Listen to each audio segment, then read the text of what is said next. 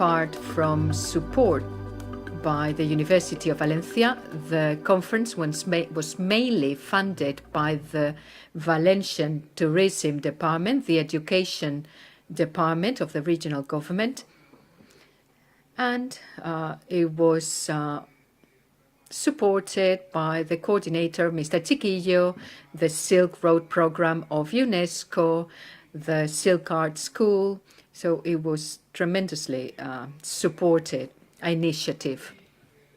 When Germán Navarro and myself were asked to organize this conference, we thought it would be great to assess and explore the status quo of the former conference held in Valencia a previous one, in 1993. This particular conference was fostered by UNESCO and the Council of Europe, and it was organized by the Spanish Commission on the Silk Road.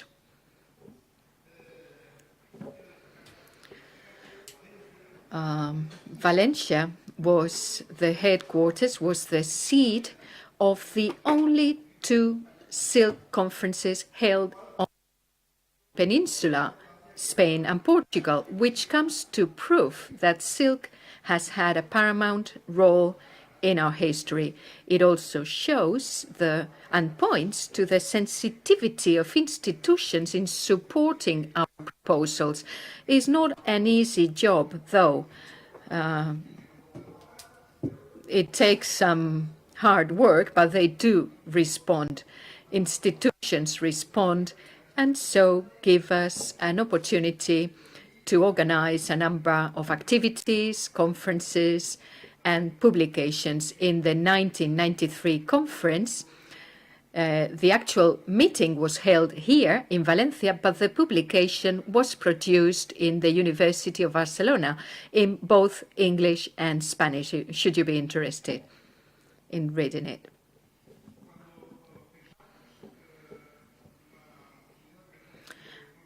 Well, when we thought about organizing the 2016 conference, we thought about having a new status quo. 20 years had gone by since the former conference, and so we thought it necessary to evaluate the situation of silk and the silk industry in Spain. We thought of a new perspective, a new conference profile, because in the former conference there were some heritage refurbishment or rehabilitation components. So we decided to focus on history, in the history of Spain and Portugal as regards silk. Museum studies were rather the subject of different conferences, such as the one we are in now. So we thought the book could explore the silk industry in the history of Spain and Portugal. Why the Iberian Peninsula? Well, we live here, but apart from that, we must consider the importance of the Silk Road for the Iberian Peninsula, including sea routes, hence the map. The Iberian Peninsula is eccentrically located as regards the silk roads, terrestrial silk roads.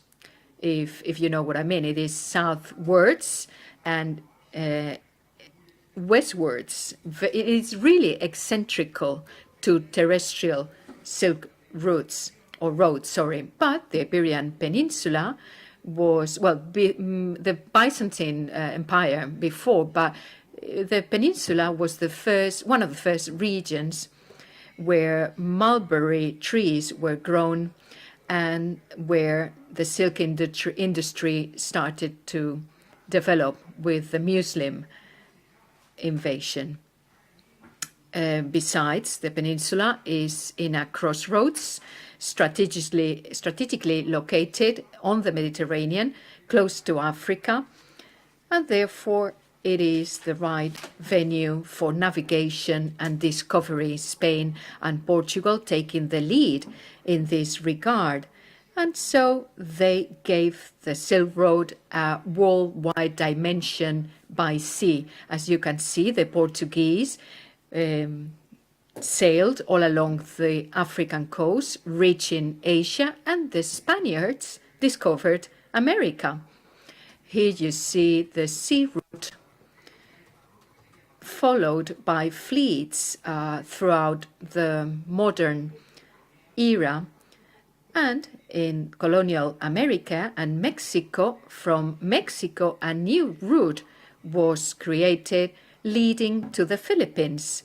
The Philippines were a platform for redistribution of Asian fabrics and textiles. Therefore, through ships coming out or from the Philippines would arrive in colonial Mexico and then in turn be redistributed into Europe and the Iberian Peninsula. Both Spaniards and Portuguese decisively contributed to giving a global, worldwide dimension to the Silk Road.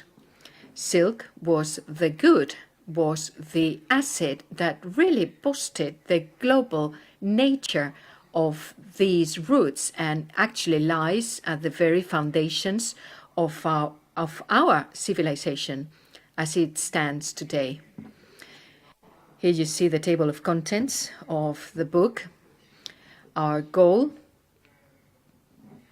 was to conduct 14 studies, to compile 14 studies completed by Portuguese and Spanish researchers about silk, and the goal being to illustrate the importance of silk in both countries.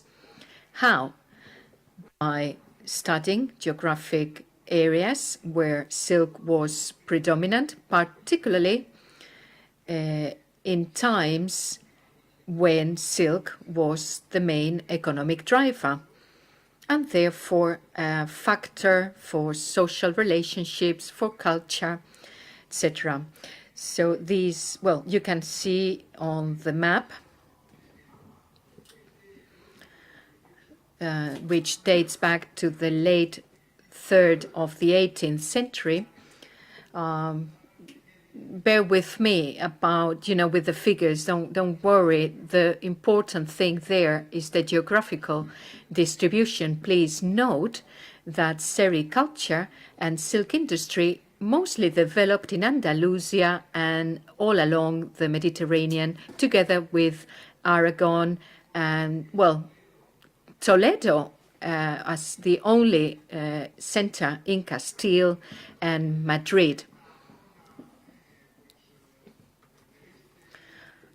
In the east, in the south of the peninsula, silk was therefore very important. But if we head northwards or westwards, its importance is reduced. So the basic silk hubs would be Andalusia, the Mediterranean, Madrid, and Toledo. As far as Portugal is regarded, before the 15th century, it was relatively important in central areas, central regions, Lisbon, but basically the silk industry concentrated on the northeast of Portugal, on the border with Castile in the Trás-os-Montes region. Let me go back to the table of contents, which explains the geographic distribution of the studies included in the book. Andalusia, Murcia, Valencia, in inland Spain, Toledo and Madrid, and in Portugal, the regions that I just mentioned. Let me briefly summarize the studies. The three first studies are mostly focused on the arrival of silk in Al-Andalus and its development in Andalusia. The first one is by Laura Rodríguez Penado. She's a tenure professor in history of art in the University of Madrid. She analyzes the evolution of terrestrial routes coming from Asia and how silk arrived in the Middle East through these routes, Minor Asia, Egypt, Byzantium, and from there it was the Muslims that took over and took silk to the Iberian Peninsula. That's why I said the peninsula is a key region in this respect, through Cordova and through the immigration of craftsmen coming from the Lebanon and from Syria. So we can see how the Silk Roads were channels for transmission of knowledge and trades, which is a feature that is present all along the 18th and 19th centuries. In Al-Andalus, more particularly in Cordova and Seville, textiles were developed, a textile industry, which would later on have repercussions on Christian kingdoms.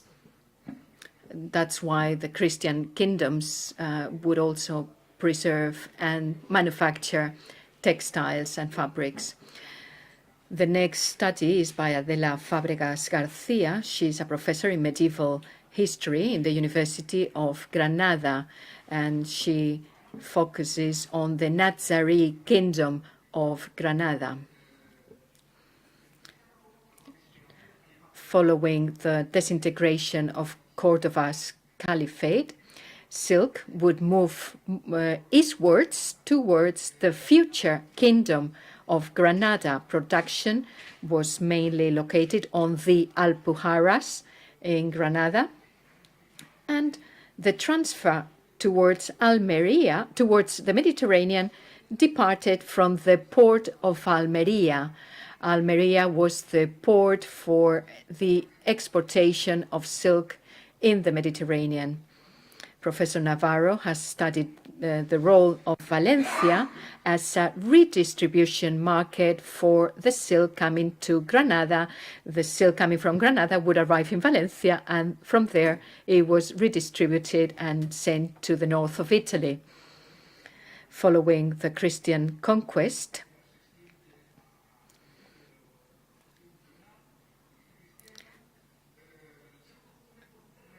a renewal process occurred in the industry of Granada following the influence of Genoa.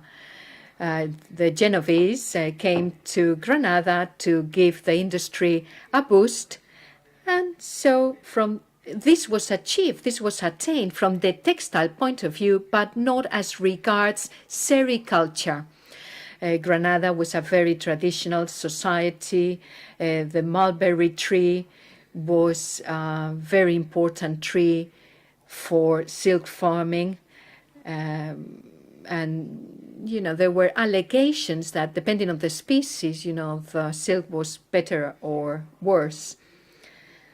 The next study is by Felix Garcia Gamez. He's a secondary teacher, though he also works in the University of Almeria. He's a researcher. And, unfortunately, a region like Andalusia, which has been so very important in the past, seems to have gone unnoticed in modern times. We need further systematic studies about the silk industry in Andalusia. So anyway, we commissioned him to conduct a synthesis paper about silk, and this is his study. Following the conquest, there was a revolt, riots on the Alpujarras in 1568. The Morisques on the Alpujarras actually dropped out in a way, this ultimately leading to decline in the silk industry. Very few studies have been conducted on silk in Jaén and other Andalusian cities. And in the late 18th century, however, efforts were made to try to reboost the activity, the production, particularly with the fashion, the clothing fashion of, ribbons, braids, lace, but not fabrics themselves, not textiles. Andalusia in the 18th century was not a major textile hub. Let me continue now. Well, I'm actually struggling. It's hard to summarize other authors' texts and studies. I will do my best, but I'm a specialist in medieval history. But anyway, the next author is also a specialist in medieval history. In this piece of work, he insists on the communication potential of the Silk Road, coming all the way from the starting countries through Italy and then Valencia. The author analyzes the role of silk among Jewish communities in Spain at the time and converted Jewish communities.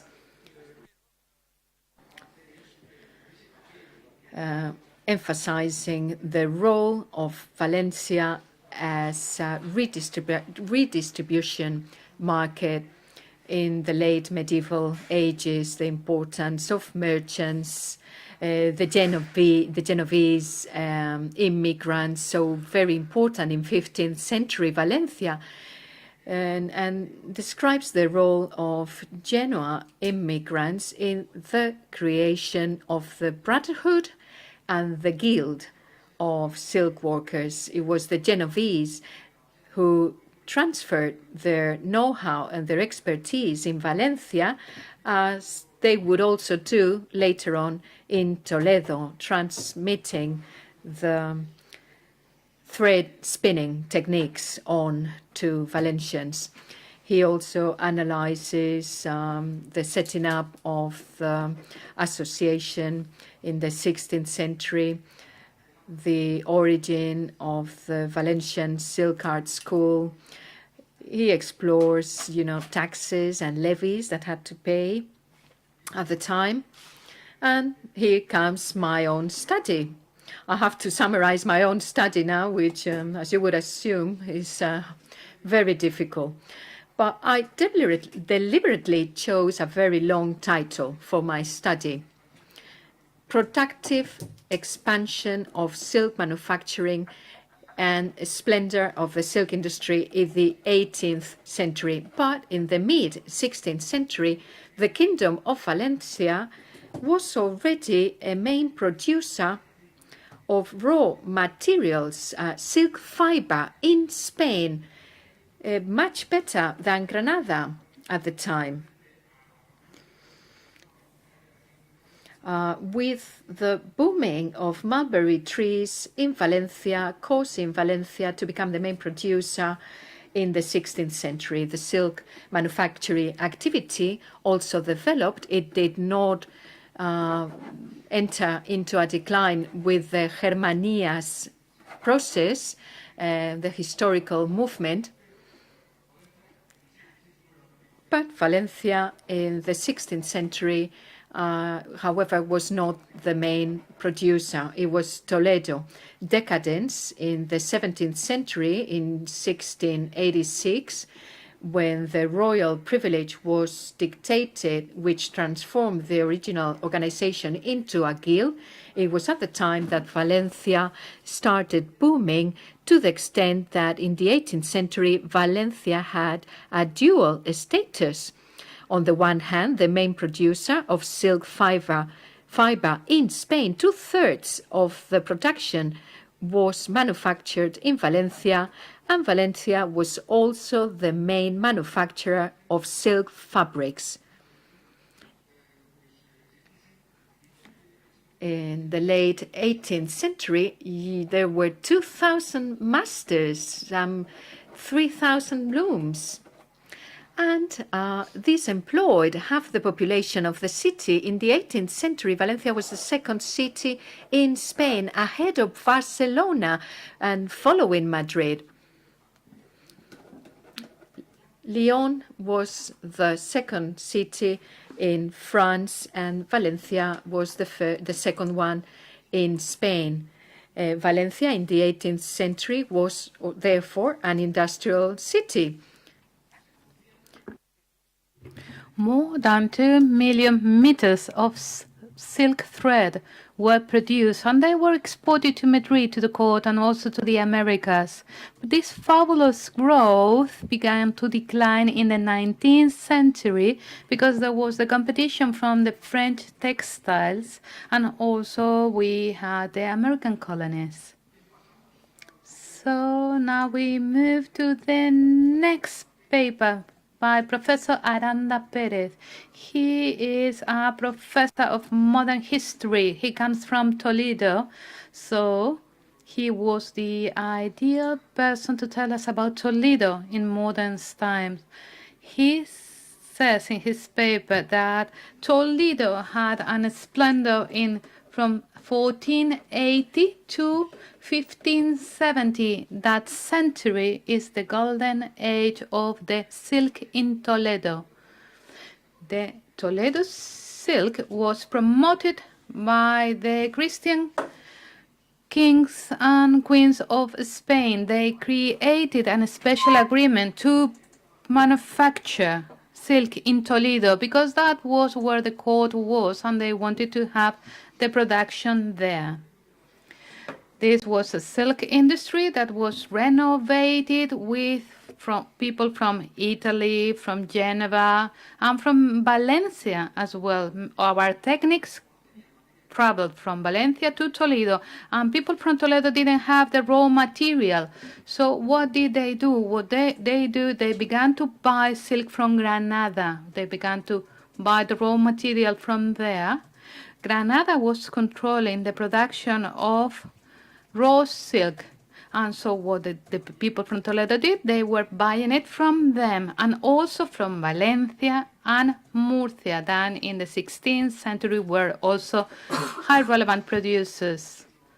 Apart from this, at the end of the 16th century, there was a terrible decline in Toledo, and at the end of the 17th century, even though they tried to recover this activity, Toledo, as you see in the 18th century, Toledo was only producing ribbons and small pieces, not textile.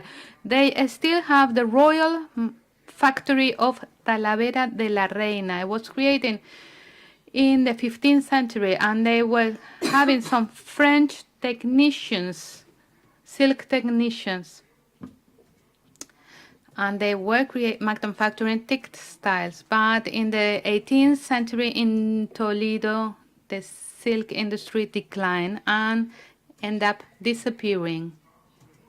Then we have Murcia. Professor Pedro Miralles Martinez. He is a professor of social science in the Murcia University, and it is manufacture of silk industry nowadays. Murcia, as Valencia, they had many mulberry trees from the 15th century and was one of the main producer centers in Spain. Manufacturing of silk textiles and fabrics was not so important, only during the 15th and 16th century, but it had a terrible crisis in the 17th century, and in the 18th century, silk industry in Murcia was devoted mainly to minor fine arts like ribbons and small pieces. The relevance of Murcia is that of having mulberry trees and also sericulture.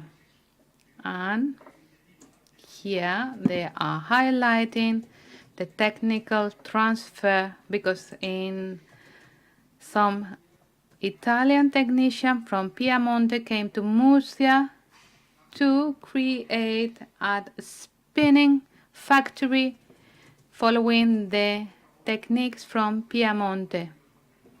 And well, this cooperation was finally bought by people from Madrid, and those were the owners of the factory at Talavera de la Reina, and they bought all the producers. Those 5 guilds of Madrid were the most important financial cooperation in Spain in the 18th century. Following paper is from Professor Agueda Pino. She's from Zaragoza, and she studies silk in Aragon in the modern times. As you see, the development there is quite modest.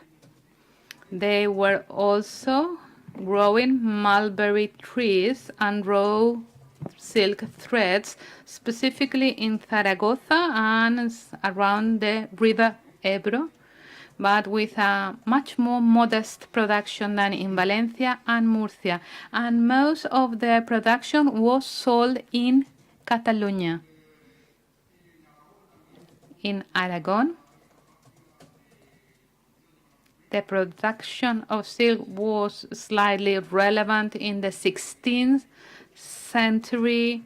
There were some silk weavers in the 15th century as well, but it was very modest. And in the 18th century, they were only producing some minor art like ribbons, some fiber, and they have been trying to support it, to support this industry, to support the growth of mulberry trees and so on. Well, the 2 other papers, we'll talk about them later on. Let's have a look now to Catalonia. You see 18th and 19th century. Professor Sola Pareda, professor of contemporary history in Barcelona. She is the author of this paper, and we should highlight why we are talking about the 18th century and 19th century. Why? Because before the 18th century in Catalonia there was not much silk activity, only focused a little bit in Barcelona. But they began to work really from 1730 in the 18th century. You can see in the map the growth of textile production in Catalonia. Catalonia didn't produce silk fiber. They had to buy it from Aragon, Valencia, or Murcia. And that's why in Catalonia they specialize in manufacturing specifically low-cost fabric like handkerchiefs, laces, stockings, with fiber coming from Aragon, Valencia, and Murcia. They were successful through these products because these products are not so expensive. They are for middle-class buyers, and this will offer them a future in the following decades. Although Barcelona is quite a relevant center, the most important place in Catalonia was the city of Manresa. In Manresa, they were manufacturing specifically silk handkerchiefs and scarves, and they were granted the privilege to manufacture some other pieces as well. The same things as France was manufacturing some lighter silk fabric, they were granted the same privilege in Manresa in the last third of the 18th century. So they gained a lot of money, but the main feature was that the money that was being invested in silk went then to cotton. Silk almost disappeared in the 19th century, and they fostered the cotton production. However, that was in Manresa. However, in Barcelona and Reus, the city of Reus, they decided to support innovation. So they began to have stockings made in an industrial way, not so much manually. Or for instance, they were manufacturing 20 kinds of ribbons at the same time, not just one. So they tried to industrialize through new techniques. And so the silk industry, the more innovative, the more industrialized silk industry in Spain in the 19th century was in Catalonia. Valencia was in a decline, and Catalonia was the most relevant center. We go back to the two papers I had left for the end. But I think that we should think about them as trade centers. Madrid and the Americas, those are the both main markets for the silk industry in Spain. In Madrid, we have a paper by Professor Nieto Sanchez, and says Madrid as consumer center and distributor center of silk products. So in Madrid, they were producing specifically small pieces of silk, some laces and so on, but it was modest, it was not important at all. And the only thing that Madrid is important and relevant for in the silk industry is as a consumer. They were the main customer, they were the main market for silk textiles. And one of the most important guilds of Madrid is the Silk Traders of Madrid.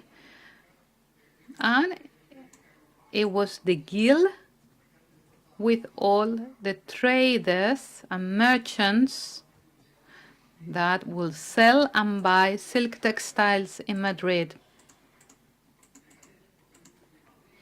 We have those merchants coming from Madrid or Castile or the Basque country, because Valencia, Toledo manufacturers and Valencia manufacturers were creating their distribution centers in Madrid.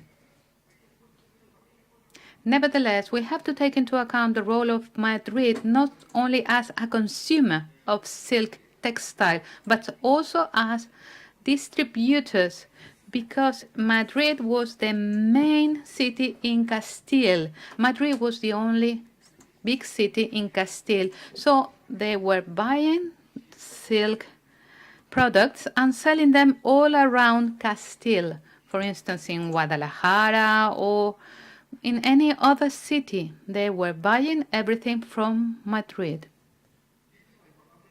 And this is the relevance of Madrid in the modern times as consumer and distributor. And now we will talk about the paper by Professor Daniel Núñez Navarro from the Valencia University.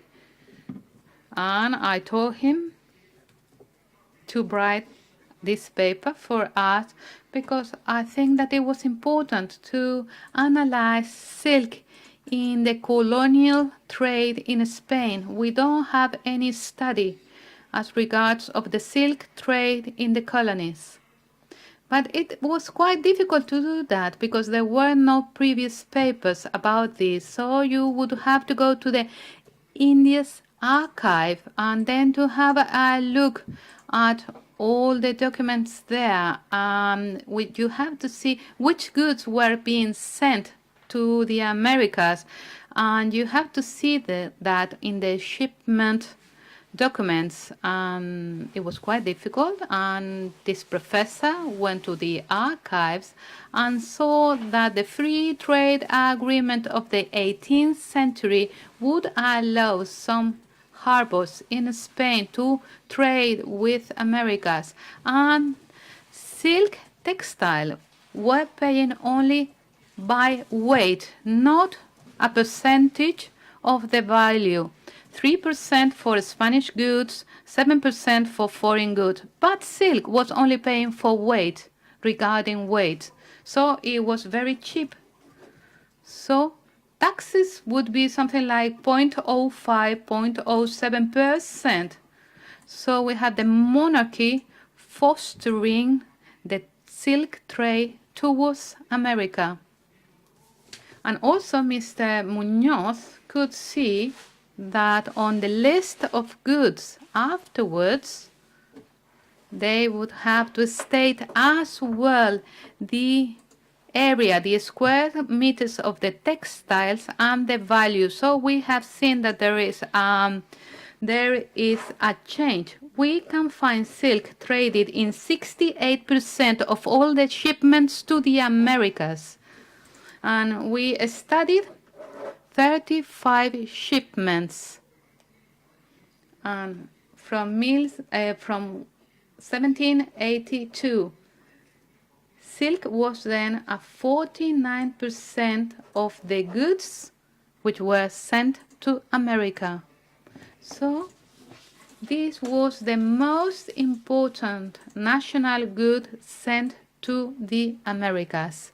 So that shows us the relevance of this market, and that also is an evidence of the huge problem that we have when the Americas were independent, because we lost all that trade. So just to finish, we have 3 more papers regarding Portugal. As you can see, first of one of them is from Professor Joana Sequeira. She's an researcher from the Lisbon University, studying silk in the centuries from 13th to 16th. This is her map, as you can see in the slide. And it shows that there are places where silk was being produced during the Muslim age, and it highlights the silk industry in the main Portuguese cities, as you can see in the map, mainly in Lisbon, Évora, or Porto. But the main area was Trás-os-Montes and Bragança. You can find Bragança over here. Bragança was the main producer of silk textiles, and she highlights that the Portuguese monarchy would give the monopoly of the production, for instance, to Bragança, to the Duke of Guimarães. So as they have those monopolies, that was the way it was developed there. And they received some technicians coming from Italy and some technicians coming from Spain that contribute to the development and the change of the Portuguese silk industry. Apart from the initial development during the medieval ages, they have the competence of the silks coming from Aragon and Castilla, but also from the imports from Asia. And that's the paper of this professor. She has been studying and researching at the University of Lisbon, studying the influence of all the Asian silk in these centuries, because the Portuguese has the maritime route to Asia.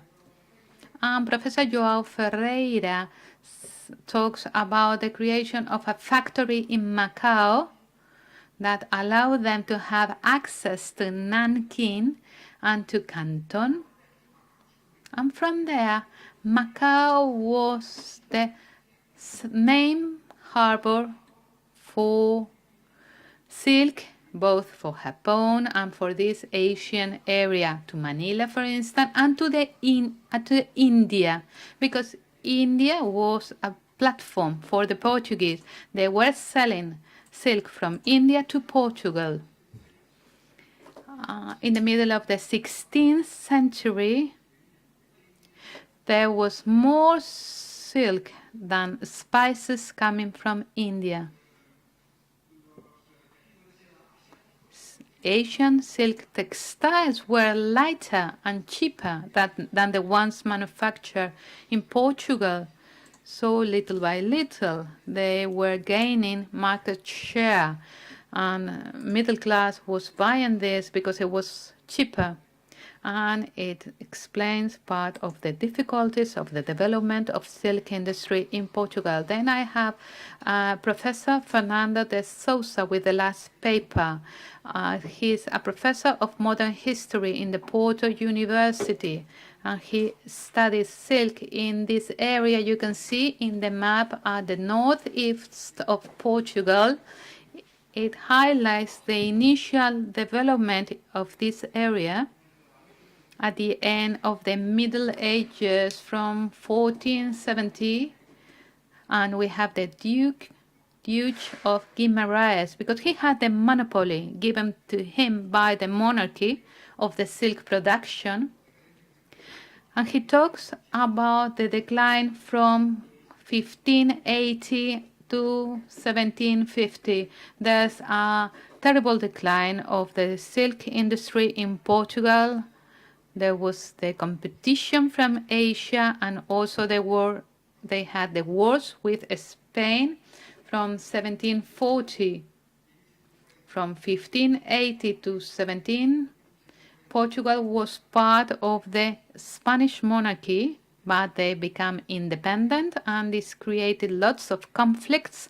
And this area, which is next to the Spanish border, was especially affected by the conflicts. But also we have the Inquisition as well. We have many Jews in Portugal in this area, and the Inquisition also affected the trade in the area.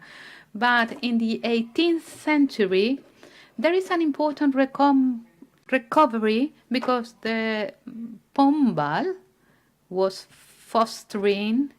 He was the minister for the monarchy, and he was fostering the industry in Bragança. And in Bragança, they were creating many silk textiles. But together with this production, we have the creation just here in Chassin. They invited a technician from the Piemonte, from the Familia Armund. He came here and established in 1750 a spinning factory following the Piemonte techniques. So the importance of silk has in common that the exchange of technicians and innovations. So I hope you have a summary of the book. I think it reflects the relevance of this topic. The authors have been doing their best to have a summary of the situation of silk in Spain and Portugal, and I hope that this book can contribute to recover this historical memory of the importance of silk of both our societies, both for Spain and Portugal. We cannot understand our current history without the silk trade. Thank you very much.